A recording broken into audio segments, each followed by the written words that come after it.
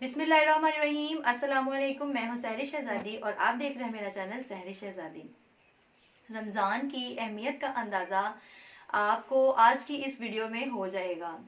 एक दफ़ा का जिक्र है कि हज़रत मूसा अलैहिस्सलाम अल्लाह ताला से पूछने लगे कि या अल्लाह, जितना मैं आपके करीब हूँ और आपसे बात कर सकता हूँ, क्या कोई इतना मेरे अलावा आपके करीब है?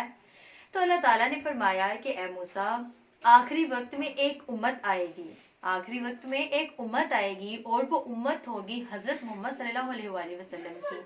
और उस उम्मत को एक महीना ऐसा दिया जाएगा, उनको ऐसा महीना मिलेगा कि जिसमें वो प्यासी जुबान, सूखे होंठों और खुश्क आंखें लेकर जब इफ्तार करेंगे, रोजा इफ्तार करेंगे, तो उस वक्त वो मेरे करीब होंगे।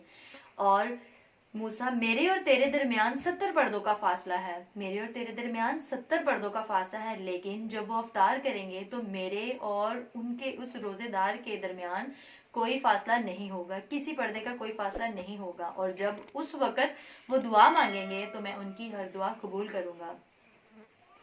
अल्लाह ताला ने फरमाया कि मेरे बंदों को अगर पता चल जाए कि ये महीना उनके लिए कितना ज्यादा कीमती महीना है और इसकी बरकतें और अजमतें कितनी हैं, तो वो ये दुआ करें कि या अल्लाह, पूरा साल ही रमजान हो।